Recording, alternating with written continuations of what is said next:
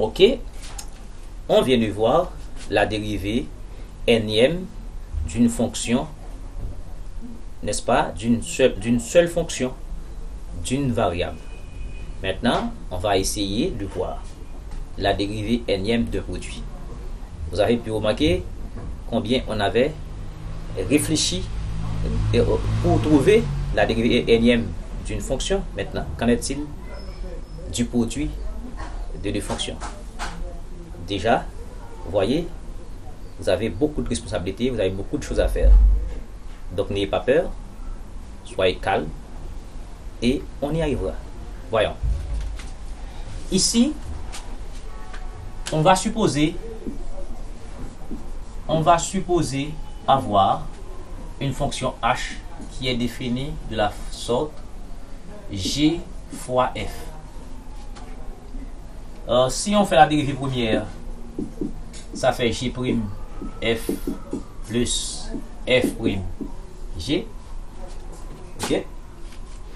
Donc, je crois avoir démontré ça déjà, et sinon je dois revenir. La dérivée e seconde, ça fait g' f plus f' g. On prend la dérivée de ça ici, ok.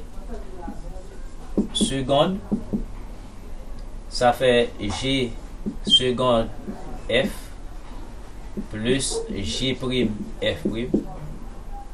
plus f seconde g plus f' g'. Donc ça fait ça fait deux fois, donc ça fait g seconde f plus f seconde g plus 2 g' f'. Maintenant, supposons que on veut déterminer la dérivée de 3. Donc, il faut prendre la dérivée de la dérivée de cette expression plus la dérivée de la dérivée de cette expression plus la dérivée de g' f'. Ouais.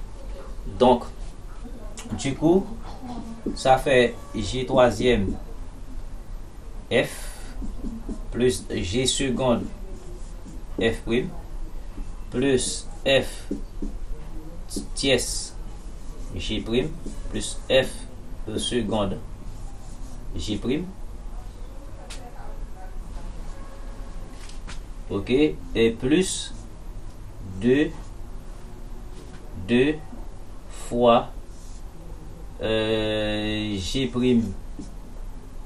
alors g seconde, parce que la dérivée de ça, g seconde f' plus g' f seconde. Ok, donc h3, la dérivée troisième, on va voir qu'est-ce qu'on a. On a g seconde, on a g troisième et f plus, on a g seconde ici, on a g seconde f', ça fait 3 g seconde f', on a f seconde g', on a f seconde g', on a deux fois, ça fait 3 g' f seconde, et enfin nous avons ce terme plus f seconde g'. Regardez, lorsqu'on avait a plus b2 par exemple, ça fait a2 plus 2ab plus b2. Regardez ici, regardez les coefficients 1, 2 et puis 1. D'accord? Maintenant, pour 3, lorsque vous avez a plus b3, ça fait a3 plus 3a2 b plus 3a b2 plus b3. Ok, regardez les coefficients qu'on a. On a 1, on a 3, on a 3, on a 3, on a 3, on a 1, on a 1. Donc ça c'est le binôme de Newton. En d'autres termes, on peut remarquer que la dérivée troisième, d'accord, la dérivée, remarque, la dérivée nème de h et fera, bien fait apparaître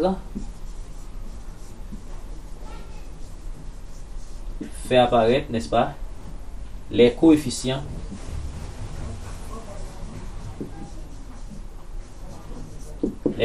binomiaux, de Newton. La dérivée nème fait apparaître, n'est-ce pas, les coefficients binomiaux de Newton. Eh bien, puisque ça fait apparaître les coefficients binomiaux de Newton, il faut trouver une expression globale pour ça. Donc, regardez bien. Et vous remarquez, ici, on a une somme. Pour lorsque nous avons la puissance 2, on a 3. D'accord? Eh bien, c'est comme si ici, on a une somme. Cette somme peut s'étendre sur P égale à 0 à n. Ok? Et puis ici, on a AB2, on a A2. Si on a A2 ici, eh bien, B est égal à 0 ici. D'accord? Vous voyez? Eh bien, normalement, pour avoir 2, quand P égale à 0, c'est comme si on a 2, ici, on a 2 moins 0. Et pour avoir B ici, B prend la valeur de P. Ça fait P.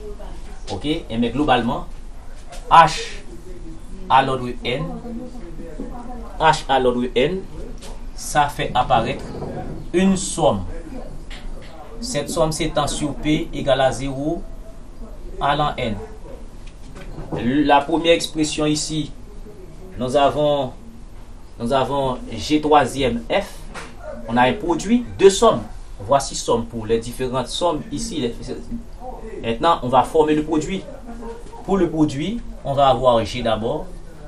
Maintenant, vous remarquez que G prend ici avant la puissance et l'ordre de la dérivée ici.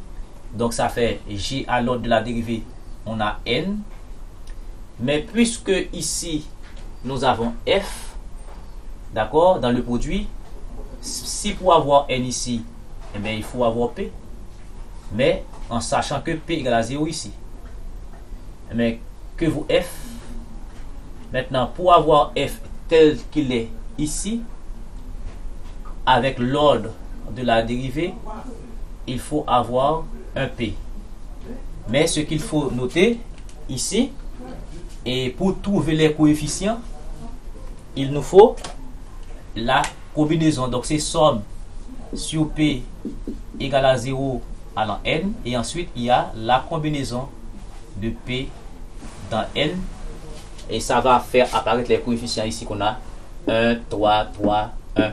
C'est à l'aide de cette combinaison qu'on trouve. Donc voilà, avec cela, on peut retrouver toutes les dérivées. Donc si on veut déterminer la dérivée d'ordre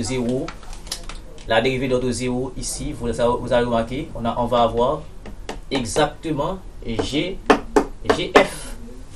Ok? Donc ça veut dire à l'ordre 0, on va avoir ici et P égale à 0 tend vers 0. Donc on va avoir une seule expression.